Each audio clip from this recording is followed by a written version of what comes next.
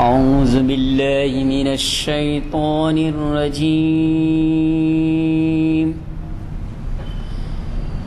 بسم الله الرحمن الرحيم.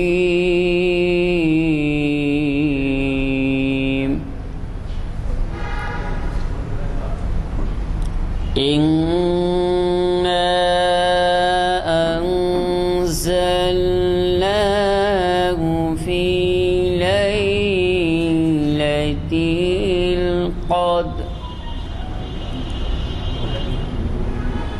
وما أدراك ما ليلة القدر. ليلة القدر خير من 1000 شهر. بسم الله الرحمن الرحيم.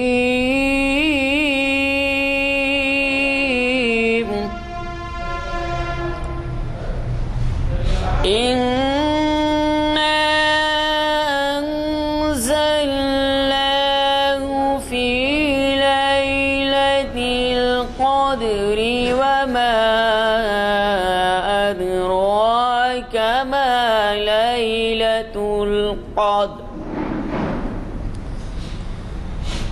ليلة القدر خير من 1000 شهر.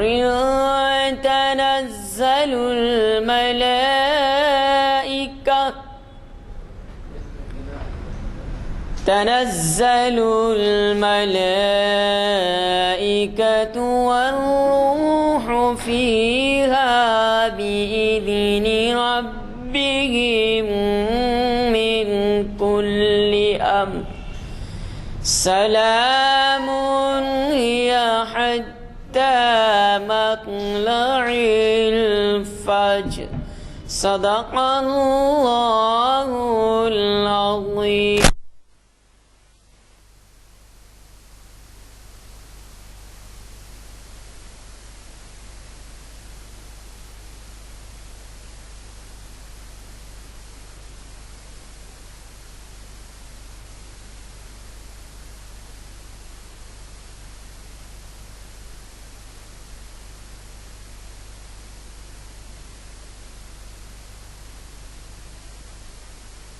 آپ سے ایک اور گزارش یہ ہے کہ یہ ہمارے محافل جو ہے جیسے کہ آپ واقف ہیں ویب سائٹ پر بھی ہے، تو اس کے لحاظ سے جو ہے ایسے لوگوں کو جن کو اس کے بارے میں کچھ واقفیت نہ ہو، اگر ان کے علم میں لائی جائے یہ بات، اور اسی طریقے سے اگر بیرون ملک بھی کوئی ہیں تو ان کے علم میں بھی اگر لائی جائے تو شاید اس سے استفادے کا جو حلقہ ہے وہ کافی بڑھ جائے گا۔ مجھے اس کا علم ہے کہ ہمارے ہاں کئی لوگ جب باہر جاتے ہیں تو وہ برابر استفادہ کرتے ہیں ان محافل کے خطابات سے۔ میں آج کے مخرج صاحب سے گزارش کرتا ہوں کہ وہ شہنشین پر تشریف لائیں اور ہمیں اپنے زرین خیالات سے آگاہ فرمائیں۔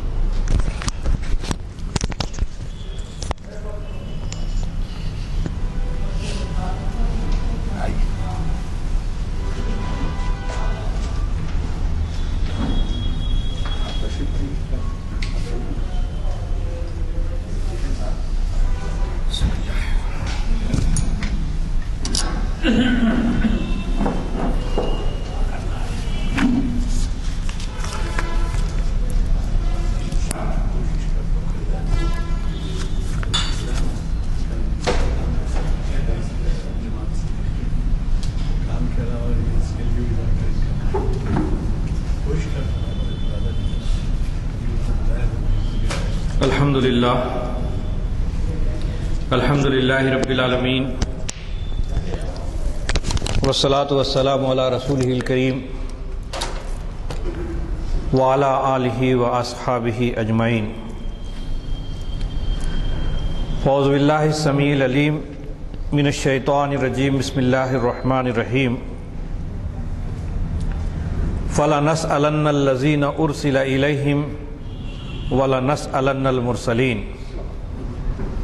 وقال تعالی فی مقام آخر وَكَذَلِكَ جَعَلْنَاكُمْ أُمَّةً وَسَطًا لِتَكُونُوا شُهَدَاءَ عَلَى النَّاسِ وَيَكُونَ الرَّسُولُ عَلَيْكُمْ شَهِيدًا صدق اللہ العظیم وصدق رسولہ النبی الکریم نحن علی ذلک من الشاہدین والشاکرین۔ معزز و محترم غلام یزدانی صاحب، ایڈوکیٹ، سینئر ایڈوکیٹ، محترم عظمت اللہ صاحب، اور ہمارے بھائی نانک سنگھ نشتر صاحب، اور معزز بزرگوں، دوستو، جیسا کہ ابھی آپ نے عنوان سماعت فرمایا کہ پیغام حق کا طریقہ کار، سب سے پہلے اس موضوع کے تحت ہم اس بات پر گفتگو کریں گے کہ پیغام حق سے مراد کیا ہے اور اس عنوان کی ہمیں کیا ضرورت ہے۔ سب سے پہلی بات میں آپ کے سامنے واضح کر دوں، انسانی زندگی میں اللہ تبارک و تعالیٰ نے اس زمین پر انسان کو بھیجنے سے پہلے دنیا میں جتنی چیزوں کی ضرورت ایک انسان کو ہوتی ہے وہ تمام چیزوں کو اللہ تعالیٰ نے پہلے پیدا کیا اور انسان کو بعد میں بھیجا۔ یہ بات اتنی اہم اس لیے ہے کہ ایسا نہیں ہوا کہ انسان پہلے آ گیا اور اس کے بعد اس کی ضرورتیں پیش آئی، اس کے حساب سے بعد میں آہستہ آہستہ کچھ چیزیں بھیجتے رہا، ایسا نہیں ہے۔ کہ ہم دیکھتے ہیں کہ ہم دنیا میں آنے سے پہلے ہمارے کھانے کا انتظام، پینے کا انتظام ہو گیا، ہمارے لیے آکسیجن کا انتظام تھا، ہمارے لیے ہوا کا انتظام رہا، ہماری غذا کا انتظام، ہمارے لباس کا انتظام رہا، ہمارے مکانات کا انتظام رہا، یعنی ہر وہ چیز جو انسان کی زندگی کی بنیادی ضرورتیں ہیں، بیسک نیڈز ہیں، اس کا اللہ تعالیٰ نے پہلے انتظام کیا، بعد میں اللہ تعالیٰ نے انسان کو بھیجا۔ ایک بنیادی سوال یہاں پیدا ہوتا ہے، چونکہ انسان کے علاوہ جو دوسرے جاندار ہیں ان کی کوئی سوشل لائف نہیں ہوتی، وہ انڈیویجول زندگی گزارتے ہیں، چند دن گزارے، اپنی نسل کی افزائش کی اور گزر گئے دنیا سے، اس کے سوا اور کوئی مقصد ان کا نہیں ہوتا۔ اس کے مقابلے میں انسان ایک تو اشرف المخلوقات ہے، یعنی تمام مخلوقات میں سب سے زیادہ اشرف و اعلیٰ مخلوق ہے۔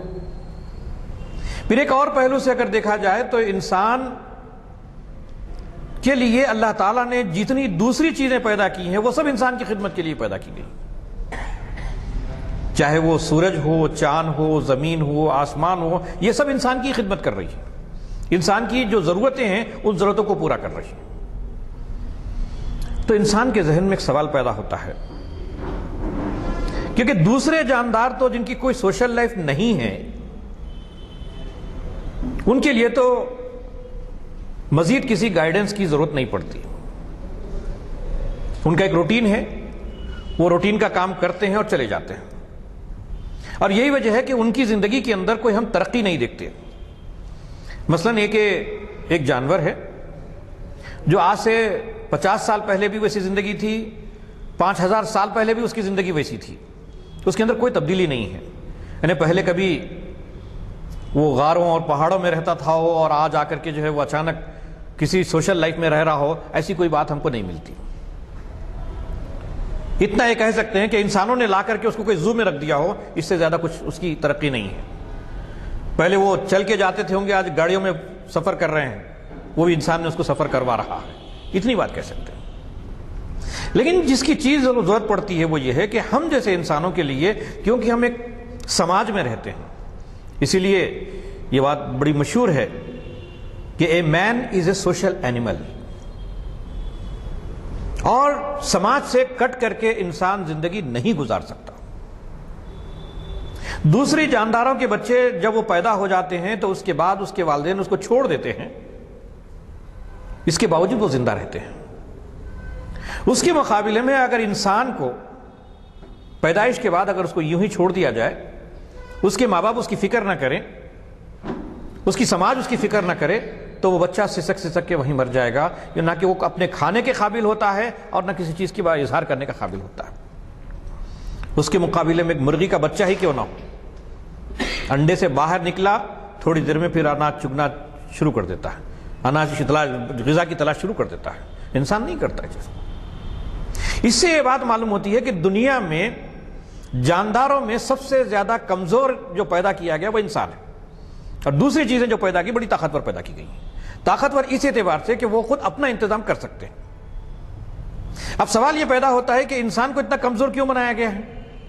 یہ اس لیے بنایا گیا ہے کہ یہ انسان کی ایک سماجی ضرورت ہے۔ یعنی گھر میں اگر کوئی ایک بچہ پیدا ہوتا ہے تو وہ بچے کے لیے اس کی ماں کی ضرورت ہے، اس کے باپ کی ضرورت ہے، اس کے رشتہ داروں کی ضرورت ہے، سماج کی ضرورت ہے، یہ سب مل کر کے اس کی پرورش کرتے ہیں۔ اور جب تک کہ ان کی پرورش نہ ہو تو پھر وہ سماج کا ایک حصہ نہیں بن پاتا۔ اسی لیے انسان کو ایک سماج کا احسان مند بھی ہونا چاہیے۔ اس لیے کہ ہم یہاں جب بیٹھے ہوئے ہیں، جن چیزوں کا استعمال ہم اپنے ارد گرد اس وقت استعمال کر رہے ہیں، ان میں سے کوئی چیز بھی وہ نہیں ہے جس کو ہم نے بنایا۔ مثلا اس مائک کو میں نے نہیں بنایا، اس موبائل فون کو میں نے نہیں بنایا، یہ جو کپڑے میں نے پہنے وہ میں نے نہیں بنائے، جس کرسی پر میں نے بیٹھا ہے اس کو میں نے نہیں بنایا۔ یہ سب دوسری پوری سماج کے دوسرے لوگوں نے بنائی اور مجھے ریڈی میڈ دے دی ساری چیزیں، اس کا میں استعمال کر رہا ہوں، اور یہی چیز تمام سب انسانوں کا ہے۔ تو اس سے یہ بات معلوم ہوتی ہے کہ یہاں ایک سماجی زندگی گزارنے کی جو ضرورت ہے، اسی لیے اللہ تعالیٰ نے انسان کو کمزور پیدا کر کے سماج کے ساتھ اس کو جوڑ دیا ہے۔ اور جب سماج کے اندر اس کو ایک دوسرے کے ساتھ جوڑ دیا گیا ہے تو خاص طور پر اس کے اندر ماں کی محبت، والد کی محبت، رشتہ داروں کی محبت۔ اب ایک بچے سے جو دیکھتے ہیں کہ ہر کوئی اسے محبت کرتا ہے، ہر کوئی اسے پیار کرتا ہے، اس کی ضرورت پر کام آتا ہے، اس کی ضرورتیں پوری کرتا ہے، اور تبھی جا کر کے ایک بڑا انسان بن کے کھڑا ہوتا ہے، دنیا کے اندر ایک اعلیٰ سماج کا ایک بہترین انسان بنتا ہے۔ یہ پوری سماج کی پرورش ہے، یعنی اس کی تعلیم، تربیت، جو چیز بھی ہوتی ہے اس پوری سماج مل کر کے کرتی ہے۔ تو یہاں ایک بنیادی سوال ہمارے سامنے پیدا ہوتا ہے کہ آپس میں ان سب لوگوں کے تعلقات کیسے ہوں۔ ایک بچے کا تعلق ماں کے ساتھ کیسا ہو، ایک بچے کا تعلق والد کے ساتھ کیسا ہو، اس کا تعلق اس کے بھائیوں کے ساتھ کیسے ہو، اس کے بہنوں کے ساتھ کیسا ہو، سماج کے ساتھ کیسے ہو۔ تو یہ جو تعلقات ہیں، کیا اس معاملے میں اللہ تعالیٰ نے ہم کو بالکل یوں ہی آزاد چھوڑ دیا ہے کہ ہم خود اپنی طرف سے کسی چیز کو ڈیسائیڈ کریں، یا اللہ تعالیٰ نے اس کے سلسلے میں کوئی چیز بتائی ہے؟ یہ بنیادی سوال ہے۔ تو قرآن مجید ہمارے سامنے یہ بات رکھتا ہے کہ اللہ تعالیٰ نے جب آدم علیہ السلام کو اور حوا علیہ السلام کو اس زمین پر جب اتارا، اتارتے ہوئے ہی ایک بات کہتے ہوئے اللہ تعالیٰ نے اتایا، اور سورہ بقرہ کی آیت ہے کہ قُلْ نَهْبِطُوا مِنْهَا جَمِيعًا، اب تم دونوں یہاں سے اتر جاؤ، فَإِمَّا يَأْتِيَنَّكُم مِّنِّي هُدًى فَمَن تَبِعَ هُدَايَ فَلَا خَوْفٌ عَلَيْهِمْ وَلَا هُمْ يَحْزَنُونَ۔ اب ہمارے پاس سے جو کچھ بھی ہدایت تم تک پہنچے، دو لوگ اس ہدایت کی پیروی اختیار کریں گے، ان کے لیے کسی بات کا خوف ہوگا اور نہ رنج ہوگا۔ وَالَّذِينَ كَفَرُوا وَكَذَّبُوا بِآيَاتِنَا أُولَئِكَ أَصْحَابُ النَّارِ هُمْ فِيهَا خَالِدُونَ۔ جو لوگ اس کا انکار کریں گے، اس کو نہیں مانیں گے، اس کو جھٹلائیں گے، وہ آگ میں جانے والے لوگ ہیں جس میں وہ ہمیشہ رہیں گے۔ اس سے یہ بات کلیئر ہو گئی کہ اللہ تعالیٰ نے جس طریقے سے ہمارے لیے کھانے پینے اور دنیا کی بیسک چیزوں کا جیسے انتظام اللہ تعالیٰ نے کیا ہے، ویسے ہی ہماری گائیڈ کا بھی انتظام کیا ہے کہ ہم دنیا کے اندر، سماج کے اندر کیسے رہیں۔ اور یہ چیز کا جو طریقہ ہے اللہ تعالیٰ نے ہر انسان کے پاس آ کر کے نہیں بولتا، البتہ ہر انسان کے دل میں وہ بات پہلے سے موجود ہے۔ اب اس کو یاد دہانی کے لیے اللہ تعالیٰ نے ہر دور میں اپنے پیغمبروں کو بھیجتا رہا ہے۔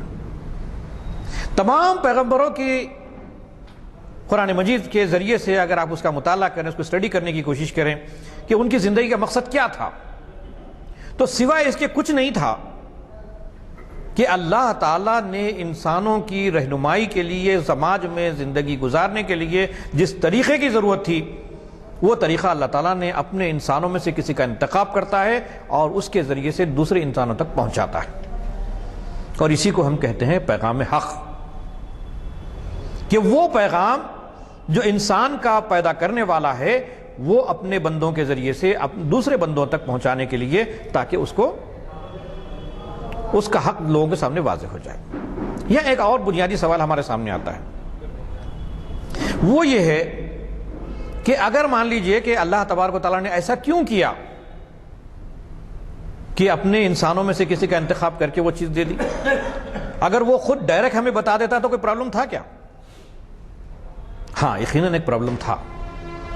پرابلم یہ ہوتا کہ کوئی بات بھی ہم انسان جب اللہ تعالیٰ کے بارے میں ڈائریکٹ ہم سنیں گے، اللہ تعالیٰ ڈائریکٹ ہم سے بات کرے گا، ہم کہیں گے کہ تو خدا ہے، تو سب کچھ کر سکتا ہے. ہم انسان ہیں، ہمارے ساتھ 50 کمزوریاں ہیں، ہمارے بیوی، بچے، مسائل، غصہ، نفرت، خوشی، محبت، نہ جانے کتنی جذبات ہمارے پاس موجود ہیں. ان ساری چیزوں کے اندر ہم تیری گائیڈ لائنس پر چلنے کے قابل نہیں ہیں.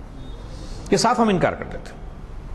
اسی لیے اللہ تبارک و تعالیٰ نے کیا کیا، وہ اپنے آپ کو پردے غیب میں رکھا اور انسانوں کا انتخاب کر کے وہ گائیڈ لائن جو ان کو دیا اس کا نمونہ خود ان کو بنا دیا کہ میں جو طریقے زندگی تمہیں دے رہا ہوں اس طریقے زندگی کو صرف لوگوں تک پہنچا دینا تمہاری ذمہ داری نہیں ہے، بلکہ اس کے اوپر عمل کر کے دکھانا کی ذمہ داری بھی آپ کے اوپر ہی ہے، تاکہ کل کوئی انسان یہ نہ کہے کہ میں اس پر عمل نہیں کر سکتا. اب اس میں جو چیز خاص بات کا اللہ تعالیٰ نے خیال رکھا کہ اللہ تعالیٰ نے کسی فرشتے کو رسول بنا کر کے نہیں بھیجا. اگر فرشتے کو بھی رسول بنا کر کے بھیجتا تو یہی پرابلم ہوتی. انسان یہ کہتا ہے کہ وہ تو فرشتہ ہے، نہ اس کو بیوی ہے، نہ بچے ہے، نہ کچھ بھی نہیں ہے، وہ کہ اس کی طرح ہم کیسے عمل کریں گے؟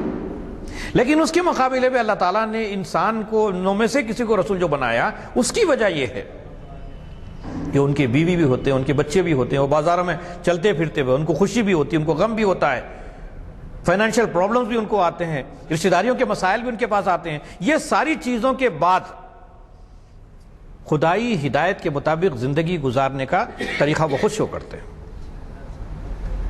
اور یہی وہ بات ہے جو ابھی میں نے اپنی تقریر کی ابتدا میں جس آیت کی تلاوت کی، جو سورہ اعراف کی آیت ہے. اللہ تعالیٰ فرماتا ہے کہ فَلَنَسْأَلَنَّ الَّذِينَ أُرْسِلَ إِلَيْهِمْ وَلَنَسْأَلَنَّ الْمُرْسَلِينَ، ہم ضرور ان لوگوں سے پوچھیں گے جن کو ہم نے پیغام حق دیا، کیا انہوں نے ان لوگوں تک پیغام حق پہنچایا کہ نہیں پہنچا جن تک یہ بات نہیں پہنچی ہے. پھر فرمایا کہ دوسرا مسئلہ یہ ہے کہ ہر وہ شخص جس تک پیغام حق پہنچ گیا تو لانے والے کی ذمہ داری ختم ہو گئی. اب اگر میں نے عمل نہیں کیا تو اس کا ذمہ دار میں ہوں گا، وہ نہیں ہوں گا. اب اس اعتبار سے اگر آپ دیکھیں تو پیغام حق کوئی ایسی ویسی چیز نہیں ہے کہ ہم اس پیغام کو ہمارے پاس ہے اس کو ہم چھپا کر کے رکھیں یا اپنے اوپر عمل کر کے خاموش ہو جائیں اور ہم جنت میں چلے جائیں. یہ ممکن نہیں ہے، اس لیے کہ پیغام آیا ہی ہے دوسروں تک پہنچنے کے لیے. سماج کے ہر طبقے تک، ہر انسان تک یہ بات پہنچنی چاہیے کہ تمہارے پیدا کرنے والے نے تمہارے لیے کیا گائیڈ لائنس بھیجائی ہے. یہاں کسی مذہب کا تعلق نہیں ہے، یہاں تو سارے انسانوں کی بات ہے. ہر وہ انسان جو اس زمین پر زندگی گزارتا ہے یا زندگی میں پیدا ہو گیا ہے، اس کے لیے یہ لازم ضرورت ہے کہ اس کا رب اس سے کیا چاہتا ہے اس کے سامنے آئے بات. ورنہ کیا ہوگا اگر اس کے پاس یہ پیغام حق اگر نہ پہنچے تو وہ اپنی مرضی کی زندگی گزارے گا، اور وہ مرضی کی زندگی خدا کی مرضی کی زندگی نہیں ہوگی. کیوں نہیں ہوگی؟ اس لیے کہ اس کے اپنے من کے ساتھ اس نے گزارا ہے، اپنے خیالات کے مطابق گزارا ہے، اپنے تجربات کے ساتھ اس نے زندگی گزاری ہے. اب یہاں ایک اور بات میں تھوڑا اسٹیپ آگے بڑھا کے بتاتا ہوں کہ وہ پیغام حق اصل میں ہے کیا چیز، جس کو پوری تاریخ انسانی کے اندر ہم دیکھیں تو جس کے لیے لفظ استعمال کیا گیا اسلام. یہی اصل میں پیغام حق ہے. اب اسلام پیغام حق کیا ہے کہ اسلام وہ چیز ہے جو اس دنیا میں اللہ تعالیٰ نے انسانوں کے لیے پسند کیا ہے۔ قرآن مجید کہتا ہے کہ ان الدین عند اللہ الاسلام، اللہ کے نزدیک انسانوں کے لیے پسندیدہ طریقے زندگی اگر کوئی ہے تو وہ اسلام ہے۔ پھر قرآن مجید اس بات کو اور ذرا کھولتا ہے، وَمَن يَبْتَغِ غَيْرَ الْإِسْلَامَ دِينًا فَلَن يُقْبَلَ مِنْهُ، اگر کوئی شخص میں نے جو طریقے زندگی اس کو دیا ہے اس طریقے زندگی کو چھوڑ کر کسی اور طریقے زندگی پر اگر وہ عمل کرتا ہے، ان اللہ، اللہ تعالیٰ اس کو ہرگز قبول نہیں کرے گا۔ جو بہت کلیئر ہے، زندگی تو گزر جائے گی لیکن وہ انسان کامیاب نہیں ہو سکے گا۔ اب آپ پوچھیں گے کہ کیا ضروری ہے کہ یہ ہر آدمی، ہر انسان اس زمین پر اس پیغام حق سے وابستہ ہو جائے؟ ہاں ضروری ہے۔ اس لیے ضروری ہے کہ یہ انسان کی کلام نہیں ہے، یہ کسی انسان کی بات نہیں، کسی انسان کی تجربات کی بات نہیں ہے، یہ اس کی بات ہے جس نے اس دنیا کے اندر انسان کو بھیجتے ہوئے یہ بات کہی تھی کہ وَمَا خَلَقْتُ الْجِنَّ وَالْإِنسَ إِلَّا لِيَعْبُدُونِ، ہم نے انسان کو اس سرزمین پر بھیجا اس لیے ہے کہ وہ ہماری بندگی کرے۔ ہمارے یہاں مسئلہ یہ ہے کہ بندگی اور عبادت سے جیسے ہی ہمارے ذہن میں آتا ہے تو چند رسوم ہمارے ذہن میں آ جاتے ہیں کہ نماز، روزہ، حج، زکوٰۃ، یہ سمجھتے ہیں کہ ہم یہ اصل میں عبادت ہے۔ یہ تو میں کہتا ہوں کہ عبادت کا ایک پارٹ ہے، مکمل عبادت نہیں ہے۔ جس طریقے سے ایک فوج ہے، ایک فوج کے لیے، ایک ڈسپلن کے لیے اس کی پریڈ ہوتی ہے، اس کے اندر جمع ہونے اور بکھرنے کا نظم بنایا جاتا ہے، اس کا ایک لیڈر ہوتا ہے۔ یہ ساری چیزیں کیوں ہوتی ہیں؟ اس لیے ہوتی ہے کہ وہ فوج آگے جا کر کے اس کے پاس جو بڑا کام اس کو انجام دینا ہے اس کام کی تیاری کر سکے۔ اس اعتبار سے اگر آپ دیکھیں گے تو ہماری جو پوری عبادات ہیں وہ سب ہماری تربیت کا حصہ ہے، کہ ہماری تربیت کرتی ہیں کہ آپ کا اٹھنا کیسا ہو، آپ کا بیٹھنا کیسا ہو، آپ کا لیٹنا کیسا ہو، آپ کے درمیان میں کوئی لیڈر ہو تو کیسا ہو، لیڈر کے ساتھ کس حد تک آپ کو کوآپریٹ کرنا ہے، انڈیویجول طریقے پہ کیا آپ کو آزادی ہے۔ ایک چھوٹی سی نماز کی ایک مثال میں آپ کو دے دیتا ہوں۔ مثال کے طور پر اگر آپ دیکھیں گے کہ نماز میں ایک صاحب امامت کرتے ہیں، کہ صاحب پچھلے سارے لوگ کھڑے ہوئے ہوتے ہیں، امام صاحب اگر رکوع کرے اس سے پہلے اگر مقتدی رکوع کر لیتا ہے تو اس کا رکوع نماز نہیں ہوتی۔ اس کا کام یہ ہے کہ امام کے بعد ہی رکوع کرے، امام کے سجدے کے بعد ہی سجدہ کرے، اس سے پہلے نہیں کر سکتا۔ لیکن اس کی ایک حد ہے، وہ حد یہ ہے کہ اگر اس نے 2 سجدوں کے بجائے اگر تیسرا سجدہ کر لیا تو کیا پورے مقتدی خاموش ہو جائیں؟ پیچھے سے آپ ٹوک سکتے ہیں اس کو، اس سے کہہ سکتے ہیں کہ بھائی یا تو آپ سبحان اللہ کہہ کے ٹوک سکتے ہیں، یا تو پھر آپ اس کو کہتے ہیں کہ اللہ اکبر، کا آپ کو جو ہے بیٹھنے کے بجائے آپ نے سجدہ کر لیا، تاکہ اس کو انٹیمیشن دیتے ہیں۔ تو معلوم یہ ہوا کہ ہمارا امام آزاد بھی نہیں ہے، ہماری مقتدی بھی آزاد نہیں ہے۔ تو ایک ڈسپلن سکھانے کا ایک ذریعہ ہے جس کو عبادت کہتے ہیں۔ اب اگر اس کو ٹوٹلی اگر آپ دیکھا جائے تو اس کے ذریعے سے انسان جو کچھ بھی سیکھتا ہے وہ یہ ہے کہ ہم ایک سماجی زندگی گزارتے ہیں تو ہماری پوری سماج کے اندر ہمارا کوئی لیڈر ہونا چاہیے، اور سارے لوگ اس لیڈر کے ساتھ ہم چلیں، اس کے پیچھے چلنے کا مطلب یہ نہیں کہ لیڈر ادھر جدھر لے کے جا رہا اس طرف چلنے کا نام نہیں ہے، بلکہ لیڈر کے لیے کچھ پابندیاں ہیں کہ وہ اللہ اور اس کے رسول کے مطابق اگر حکم دے رہا ہے ہم آمنا و صدقنا آواز نہیں کریں گے، بلا چیو مچرا اس کے پیچھے چلیں گے۔ یا ایھا الذین آمنوا اطیعوا اللہ و اطیعوا الرسول و اولی الامر منکم، 3 باتیں بت کہی گئی۔ جو لوگ بھی یہ مانتے ہیں کہ اللہ ہی ہمارا رب ہے اور جنہوں نے اپنے آپ کو اس کے سپرد کر دیا، اس سے کہتا ہے کہ میری اطاعت کرو، میں اللہ کی اطاعت کرو۔ دوسری، اللہ کی اطاعت کیسے کرنا ہے دیکھنا ہے تو ہمارے رسول کی اطاعت کرو۔ اب رسول کی غیر موجودگی میں کون ہوگا؟ اس کا امام ہوگا، وہ اولی الامر منکم، جو تمہارے اندر جو بھی امیر ہوگا، جو بڑا آدمی ہوگا، اس کی اطاعت کرو۔ اب یہاں تھوڑا سا فرق بتایا گیا ہے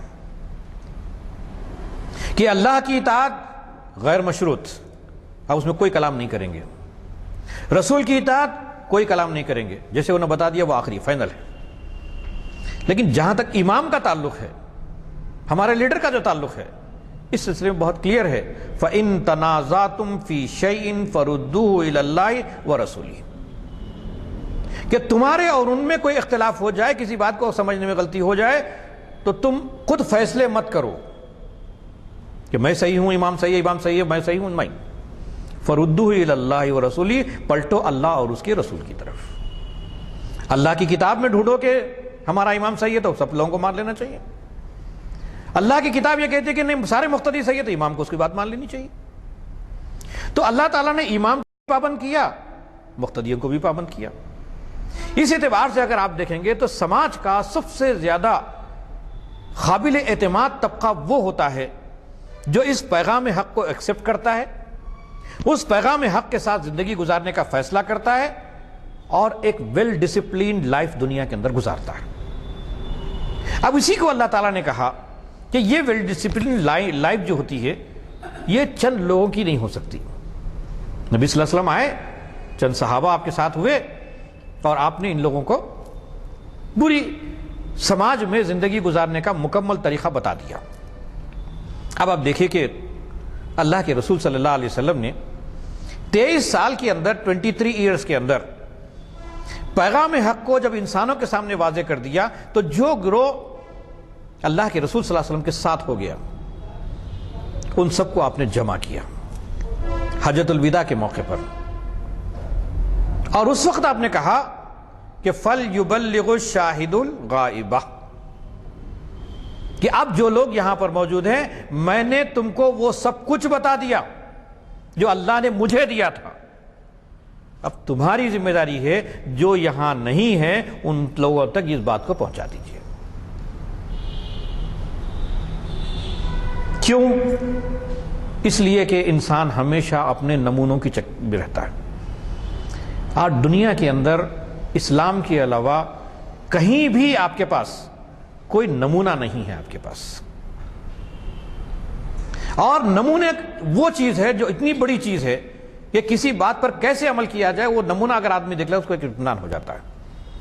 قرآن مجید نے ہمارے سامنے اس نمونے کو بھی چھوڑا، لَقَدْ كَانَ لَكُمْ فِي رَسُولِ اللَّهِ أُسْوَةٌ حَسَنَةٌ، اللہ کے رسول حضرت محمد مصطفیٰ صلی اللہ علیہ وسلم قیامت تک کے لیے نمونہ ہے۔ قیامت تک کے لیے اگر کسی کو اللہ کی مرضی کو جاننا، اللہ کی مرضی کو دیکھنا ہے تو آپ نبی صلی اللہ علیہ وسلم کو دیکھ لیجئے۔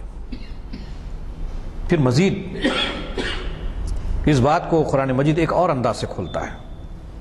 کسی نے حضرت عائشہ صدیقہ رضی اللہ تعالیٰ عنہ سے سوال پوچھا، بیوی آپ یہ بتائیے ہمیں کہ آپ صلی اللہ علیہ وسلم کی زندگی کیسی تھی؟ اگر وہ چاہتے تو ایک لمبی چوڑی تقریر حضور نبی کریم صلی اللہ علیہ وسلم کی سیرت کی بیان کر سکتے تھے۔ آپ کے رات میں ایسے تھے، دن میں ایسے تھے، دوستوں کے ساتھ ایسے، سماج کے ساتھ ایسے تھے، ایک لمبی تقریر کر سکتے تھے۔ لیکن حضرت عائشہ صدیقہ رضی اللہ تعالیٰ نے، کیونکہ وہ آپ کی زوج محترمہ بھی تھی اور امت کی رہنما کے حیثیت سے بھی تھی، تو انہوں نے کوئی لمبی چوڑی تقریر کیے بغیر ایک جملے میں اپنی بات کو واضح کر دیا۔ آپ نے پوچھا کیا تم لوگوں نے قرآن پڑھا کہ نہیں پڑھا؟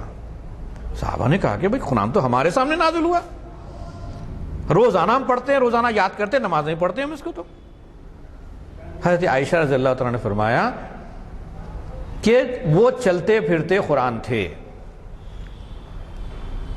یعنی کوئی بات قرآن کہی ہو اور آپ صلی اللہ علیہ وسلم نے نہ کیا ہو ایسا نہیں ہو سکتا، اور جس چیز سے قرآن مجید روک دیا ہو اور اللہ کے رسول نے کیا ہو ایسا بھی نہیں ہو سکتا۔ تو آپ دیکھیں گے کہ قرآن ایک تھیوری ہے، اس کی پریکٹیکل جو ہے حضور نبی کریم صلی اللہ علیہ وسلم کی لائف ہے۔ ان دو چیزوں سے ہمارے لیے ایک اور سبق دیا ہے، وہ سبق یہ ہے کہ اس پیغام حق کو جب کبھی بھی ہم دنیا کے سامنے پیش کرنے کے لیے جائیں گے تو ایسا نہیں ہو سکتا کہ میں اپنی زندگی کو الگ رکھوں اور سارے سماج کی فکر میں کروں کہ سارا سماج سدھر جائے گا تو میں سدھر جاؤں گا۔ نہیں، اسلام کا کانسیپٹ بالکل الگ ہے، الٹا ہے۔ دنیا میں آپ دیکھیں گے کہ جتنی بھی اصلاحی تحریکیں اٹھتی ہیں، دنیا کے اندر ریفارمیشن کی باتیں کرتے ہیں، وہ سب چاہتے ہیں کہ ساری دنیا بہتر ہو، ساری دنیا کے اندر کرپشن ختم ہو جائے، ساری دنیا کے اندر جو ہے گندگی ختم ہو جائے، ساری دنیا کے اندر یہ بد کرداری ختم ہو جائے، یہ ساری چیزیں ختم ہو جائیں۔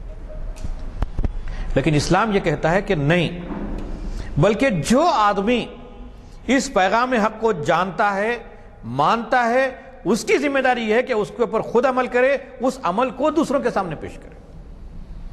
ایک صاحب نے بڑی اچھی پیاری بات کہی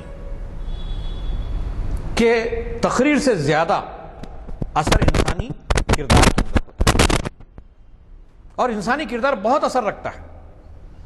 اس لیے انہوں نے کہا کہ عمل کا پیکر بن کر غیب کی صدا بن جا، عمل کا پیکر بن کر غیب کی صدا بن جا۔ تیرے کوئی بڑی تقریر کرنی نہیں پڑے گی اگر تو صرف عمل کرنا شروع کر دے۔ جس ہدایت سے تو واقف ہو چکا ہے، جس پیغام کو تو قبول کر چکا ہے، اس پیغام کا چلتا پھرتا تو نمونہ بن جا، جس طریقے سے محمد رسول اللہ صلی اللہ علیہ وسلم نے نمونہ بن چکے تھے۔ وہ بات خود بخود کمیونیکیٹ ہوتی چلی جائے گی۔ اب اس کے بعد دیکھیے کہ یہ اس کی کتنی اہمیت ہے کہ نبی کریم صلی اللہ علیہ وسلم نے، ہمارے پاس عام طور پر یہ خیال ہے کہ پیغام حق کو پہنچانے کے لیے ہم نے کسی کو قرآن دے دیا، ہم نے کسی کو نبی صلی اللہ علیہ وسلم کی ایک سیرت کی کتاب دے دی، یا ہم یہ قرآن کی کوئی آیت لوگوں کو سنا دی، ہم سمجھتے ہیں کہ پیغام حق ہو گیا ہے۔ ایسا نہیں ہے۔ اس پیغام حق کے بارے میں یہ بات ذہن میں رہنی چاہیے کہ انسان کی پیدائش سے لے کر کے اس کی موت تک انسانی زندگی میں جتنے مسائل آتے ہیں، ان سارے مسائل کا حل اللہ کی کتاب نبی کریم صلی اللہ علیہ وسلم کی سیرت میں موجود ہے۔ اس کے مطابق ساری بات لوگوں تک کمیونیکیٹ کرنا ہے، ایک بڑا وسیع ترین کام ہے۔ پھر دوسری بات اس کے اندر یہ ہے کہ یہ کام آدمی کب تک کرے، کتنا کرے، اس لیے کہ طریقے کی کار کی بات ہو رہی ہے۔ کوئی سمجھتے کہ بھائی جب میں اچھا کما لوں گا، میرا گھر بن جائے، میری ضرورتیں پوری ہو جائے، میرے سارے کام ختم ہو جائے، اس کے بعد اگر کچھ وقت فرصت مجھے بچ جائے تو تب میں جا کر کے کچھ کام کروں گا تاکہ یہ پیغام حق دوسروں تک پہنچ جائے۔ حالانکہ صحابہ کرام کی زندگی کو آپ دیکھیں گے تو اس میں فرسٹ پریارٹی ان کی کیا تھی؟ ان کی پریارٹی یہ تھی کہ اللہ کے رسول صلی اللہ علیہ وسلم نے ان کو جو پیغام دیا تھا، اس پیغام کو جتنا ملا اتنا ہی لے کے آگے نکل گئے۔ وہ کیا ہے؟ بہت سمپل سی بات ہے، ایک آیت بھی اگر تم کو معلوم ہو دوسروں تک پہنچا دو۔ لیکن اس کا مطلب یہ نہیں ہے کہ ساری زندگی ایک ہی آیت پہنچاتے رہیں گے۔ مطلب یہ تھا کہ سٹارٹ وہاں سے شروع کر دیا جائے جب ایک بات آپ کو معلوم ہو کہ اسی بات کو آگے پہنچا دیجیے۔ لیکن لوگوں نے ایک مفہوم یہ لے لیا کہ بھئی ایک آیت معلوم ہو تو ساری زندگی ایک ہی آیت پہنچائیں گے۔ نہیں، ایسا نہیں ہے۔ اس کا مطلب یہ ہے کہ آپ کو پورے اسلام کو خود سمجھنا ہوگا، جیسا کہ وہ ہے اس کو دوسروں کے سامنے پیش کرنا ہوگا۔ دو طریقے سے پیش کرنا ہوگا، ایک اپنی زبان سے، دوسری اپنی عمل سے۔ ان دو ذرائع سے جب دنیا کے سامنے پہنچیں گے تو کوئی ضروری نہیں ہے کہ ہر آدمی کو آپ کی بات سمجھ میں آ جائے۔ آپ سے لوگ سوالات کریں گے، آپ کی بات سے لوگ اختلاف کریں گے، کہیں مزاحمت ہوگی لوگوں کے درمیان۔ ان ساری چیزوں میں لوگ آپ سے کیا دیکھنا چاہیں گے؟ وہ یہ دیکھنا چاہیں گے کہ اگر یہ آدمی غصے میں آتا تو کیا کرتا ہے، یہ آدمی خوشی میں رہتا تو کیا کرتا ہے، یہ آدمی کسی سے محبت ہوتی تو کیا کرتا ہے، کسی سے نفرت ہوتی تو کیا کرتا ہے۔ انسانی کمزوری ہے، کسی سے محبت ہو گئی ہر چیز معاف اس سے، کسی سے نفرت ہو گئی چھوٹی بھی چیز اگر وہ صحیح بھی ہے تب بھی اس کو پکڑتا ہے، اس کے خلاف کھڑا ہو جاتا ہے آدمی۔ تو پیغام حق یہ ہے کہ وہ یہ کہتا ہے کہ تمہاری دشمنی کے کچھ لیولز ہیں، کچھ لیمیٹیشنز ہیں۔ وہ لیمیٹیشن کیا ہے؟ یا ایھا الذین آمنوا کونوا قوامین بالقسط، کہ تم عدل و انصاف کے علمبردار بنو۔ ولا یجرمنکم شنآن قوم علی الا تعدلوا اعدلوا هو اقرب للتقوی، کہ کسی کی دشمنی تمہیں اتنا مشتعل نہ کر دے کہ تم حق سے پھر جاؤ، آپ کی ساری وفاداریاں ختم ہو جائیں، آپ کی ساری دوستیاں آپ ختم کر دیں ایک چھوٹی سی نفرت کے اوپر یا چھوٹی سی دشمنی کے اوپر۔ یہ نہیں ہو سکتا، آپ کے کچھ لمیٹیشنز ہیں۔ اسی لیے اللہ کے رسول صلی اللہ علیہ وسلم نے ایک اور بات کو، اس بات کو بہت مزید کھولا ہے۔ آپ نے فرمایا کہ ایک مومن کی جو زندگی ہوتی ہے، ایک اسلام کو ماننے والے کی جو زندگی ہوتی ہے وہ کیسی ہوتی ہے کہ سیدھی سیدھی بات یہ ہے کہ اس کا دینا بھی اللہ کے لیے، اس کا رکنا بھی اللہ کے لیے، اس کی محبت بھی اللہ کے لیے، اس کی نفرت بھی اللہ کے لیے۔ اگر یہ نہ ہو تو پھر وہ اسلام نہیں ہے۔ کہ میں اپنے مفاد کو یا کسی چیز کو حاصل کرنے کے لیے میں سامنے والے کی جان پہ کھیل کے اگر میں حاصل کر رہا ہوں تو اللہ تعالیٰ کو یہ بات پسند نہیں ہے. دشمن بھی ہوگا اس کا احترام بہرحال ہوگا, اس کا مرتبے کا لحاظ کیا جائے گا. میں قرآن مجید سے مثال دیتا ہوں. حضرت موسیٰ علیہ السلام فرعون کے دربار میں جا رہے تھے. اللہ تعالیٰ نے پیغام حق آپ کو دے کر کے بھیجا, اذهب الى فرعون انه طغى, کہ فرعون باغی ہو گیا ہے, جاؤ میرا پیغام حق ان تک پہنچا دو. اب ظاہر بات ہے کہ جس کے ہاتھ میں پیغام حق ہو اور اس کے ساتھ اس کا رب ہو تو دنیا کا بہت بڑا آدمی ہے وہ تو. اور وہ آدمی کس کے پاس جا رہا ہے؟ وقت کا اقتدار جس کے پاس ہے, حکومت جس کے پاس ہے, اس کے پاس جا رہا ہے. تو اب ذرا تو آدمی کے اندر کچھ غرور اور گھمنڈ تو آتا ہے. تو اللہ تعالیٰ نے موسیٰ علیہ السلام سے کہا کہ موسیٰ فرعون کے دربار میں جانا, لیکن بات ذرا نرمی سے کرنا, کیونکہ اس کو اقتدار کا نشہ ہے. تم کو یہ نشہ نہ ہو کہ میرے خدا کا پیغام ہے تو میں غلط نہیں ہو سکتا. اب اس نشے کے اندر تم پہ نہیں, ایسا نہیں ہو سکتا. کہ تمہاری لیمیٹیشنز یہ ہے کہ جس آدمی سے بات کر رہے ہو اس کے مقام, اس کا مرتبہ, اس کا چیزوں کا خیال رکھتے ہوئے اس لیول سے آپ کو گفتگو کرنی چاہیے, اس کا پورا احترام چاہیے.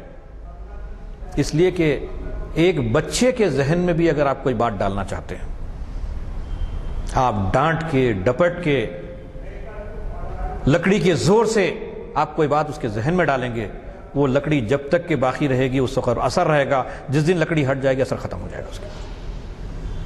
اس کے مقابلے میں اس بچے کو اونچا دیکھیے. جس انسان کو آپ بڑے سے بڑا دیکھنا چاہتے ہیں اس کا احترام کیجئے, اس کے مقام و مرتبے کا خیال رکھیے. اس لیول سے آپ اپنی بات کو, اللہ کا پیغام ہی کیوں نہ ہو, بڑی عاجزی, انکساری اور اس طریقے سے لوگوں تک بات پہنچے, لوگ دل میں محسوس کریں کہ اس شخص کی بات میں بڑی جان ہے. یہ ہمارا خیرخواہ ہو سکتا ہے, ہمارا دشمن نہیں ہو سکتا. یہی تو چیز تھی نبی صلی اللہ علیہ وسلم کی. میں مثال دیتا ہوں. ایک مرتبہ نبی کریم صلی اللہ علیہ وسلم نے مکے میں دیکھا کہ ایک بڑھیا ہے جو اپنا سامان لے کر کے مکے سے کہیں باہر جانا چاہتی ہے. پرابلم یہ تھا کہ اس کے پاس جو سامان تھا وہ اتنا وزنی تھا کہ اٹھا نہیں پا رہی تھی. کوشش کرتی رکھ دیتی. لیکن آپ دیکھیں گے کہ اللہ کے رسول صلی اللہ علیہ وسلم, حالانکہ وہ محمد رسول اللہ صلی اللہ علیہ وسلم کو برا بھلا کہہ رہی تھی, وہ آپ کی ماننے والی نہیں تھی, وہ آپ کے خلاف کھڑی تھی, تو آپ نے اس کے ساتھ دشمنی نہیں کی. ان سے جا کے پوچھا, اماں جان بتائیے میں آپ کی کیا خدمت کر سکتا ہوں. آپ یہ نہیں کہتے کہ میں اللہ کا رسول ہوں, آخری نبی ہوں, میری بات مانتی کہ نہیں مانتی, یہ بات نہیں کہا. آپ نے پوچھا کہ اماں جان آپ کی کیا تکلیف ہے, کیا پرابلم ہے آپ کا. تو اس نے کہا کہ بیٹا میں باہر جانا چاہتی ہوں, اور اس لیے کیوں جانا چاہتی, اس لیے کہ یہاں پر ایک محمد نام کا ایک آدمی آ گیا ہے اور اس نے ایک ایسی بات کو لوگوں کے سامنے رکھا جس میں ہم سب آپس میں بچھڑ رہے ہیں. میں نہیں چاہتی کہ اس کی بات سنے, اس کی خاطر میں بھاگ رہا ہوں یہاں سے. اس وقت آپ صلی اللہ علیہ وسلم یہ بھی کہہ سکتے تھے, ارے جس کو اب برا بھلا کہہ رہے تو وہ تو میں ہی ہوں, کیوں تم میری بات نہیں مانتے. نہیں, آپ نے وہ نہیں کہا. دیکھیے آپ کا لیول کیا ہے. آپ نے کہا کہ اماں جان اگر آپ کہو تو میں آپ کو باہر تک چھوڑا ہوں, آپ کے سامان کو میرے سر پہ رکھ لیتا ہوں. آپ نے اس کو سر پہ اٹھا لی اور جو سامان لے کر کے پہنچے, اور جب مکے کے باہر اس کو چھوڑ دیا تب بھی آپ نے کچھ نہیں کہا. اس نے کہا کہ بات سامان رکھ دیا, اماں جان میں نے آپ کا کام کر دیا, میں جا رہا ہوں. اس بڑھیا نے پوچھا کہ بیٹا تو نے میری اتنی خدمت کی ہے, پورے شہر سے کے اندر سے مجھے باہر تک لا کر کے چھوڑا ہے, لیکن جاتے جاتے اپنا نام تو بتا جا. تو آپ صلی اللہ علیہ وسلم نے بڑے ادب و احترام سے اس کے سامنے کہا کہ وہ محمد میں ہی ہوں جس کو تو برا بھلا کہتی ہے. اس خاتون نے کہا اگر تو ہے تو مجھے جانا کہیں نہیں. وہ خود واپس آ گئی صاحب. تو معلوم یہ ہوا کہ اللہ کے رسول صلی اللہ علیہ وسلم نے یہ نمونہ ہمارے سامنے چھوڑا ہے. تو معلوم یہ ہوا کہ پیغام حق کی ترسیل, پیغام حق دوسروں تک پہنچانے کے لیے جن چیزوں کی بنیادی ضرورتیں ہیں وہ بنیادی ضرورتوں میں سے یہ ہے کہ آپ ان کا ادب، ان کا احترام، ان کے لیول کو باقی رکھیں، اور اس کے بعد بڑے نرمی کے ساتھ ادفع باللتی ہی احسن کہ فَإِذَا الَّذِي بَيْنَكَ وَبَيْنَهُ عَدَاوَةٌ كَأَنَّهُ وَلِيٌّ حَمِيمٌ۔ برائی کو نیکی سے دفاع کرو، برائی کو برا سے دفاع مت کرو، اور صرف نیکی سے نہیں، احسن طریقے کی نیکی، اچھی کی نیکی، خوب سے خوب تر کی نیکی کرو، اور تم دیکھو گے جس سے تمہاری دشمنی ہے، جس سے تمہاری عداوت ہے، وہ تمہارا جگری دوست بن جائے گا۔ یہ وعدہ اللہ تعالیٰ کا ہے، اور یہ چیز اسی وقت ممکن ہے جب اللہ اس کے رسول نے ہمیں اس پیغام حق کو دوسروں تک پہنچانے کی جیسی کوئی ذمہ داری ہے، اس حیثیت سے اگر ہم پہنچاتے ہیں، اللہ تعالیٰ اس کو اسی حیثیت سے سماج کے اندر اس کا اثر پڑے گا۔ اگر ایسا نہیں ہوا تو پھر کل قیامت کے دن ہم بھی پکڑے جائیں گے، وہ بھی پکڑے جائیں گے۔ اللہ تعالیٰ سے دعا ہے اللہ تعالیٰ ہم تمام کو اس پیغام حق کو خود سمجھنے، اس پر عمل کرنے اور اس کو دوسروں تک پہنچانے کی ہمیں توفیق عطا فرمائے۔ رب اغفر وارحم وانت خیر الراحمین برحمتک یا ارحم الراحمین، وآخر دعوانا ان الحمد للہ رب العالمین۔ ہے کہ پیر کے دن اسی جگہ بعد نماز عصر ہماری محفل شریعت انفارمیشن ہوگی، اس میں بھی آپ شرکت فرمائیں، اور جیسے کہ آپ واقف ہیں ہمارے کئی مرتبہ جنہوں نے مخاطب کیا ہے پروفیسر سید راشد نسیم ندوی صاحب، جو بین الاقوامی شہرت رکھتے ہیں اور پریزیڈنٹ کے اعزاز یافتہ ہیں، ان کا خطاب ہے بعنوان حدود تعزیرات،